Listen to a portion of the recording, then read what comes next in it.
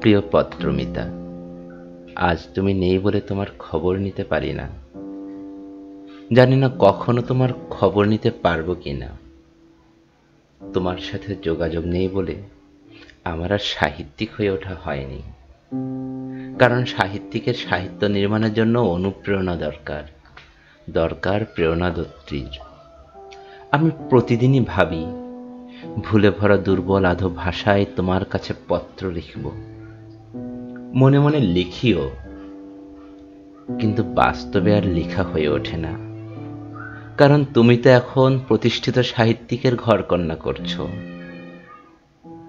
আমার অথর্ব সাহিত্য পড়ে তার প্রতিক্রিয়া জানাবে, অত বড় আশাবাদী মানুষ আমি নই। তুমি জানতেও পারোনি কত কথা, কত ব্যথা, কত গান, কত রক্তক্ষরণ হৃদয়ে আমার জমা হয়ে আছে। আমি ভেতর থেকে অনেকটা বোবা হয়ে যাচ্ছি। আমার মন দিন দিন নিরস হয়ে উঠছে তোমাকে মনের কথা জানাতে না পেরে। তুমি এটাও জানতে পারলে না, আমি আর আগের মতো নেই।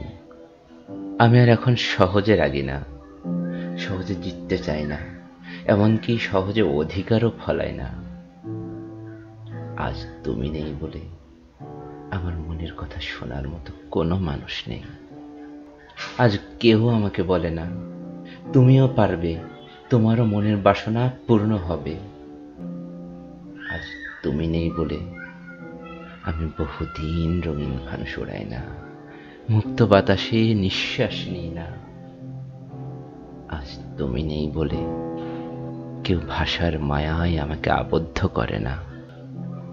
প্রিয় পত্রমিতা, তুমি কি আসলেই কখনো ছিলে, অথবা জীবনে কি সত্যি কখনো তোমাকে পত্র লিখতে পারবো? এই ব্যস্ত দুনিয়ায় সবাই সবকিছু নিয়ে ব্যস্ত, শুধু আমার মতো যারা চির অনভ্যস্ত তারাই আজ পথ চেয়ে আছে।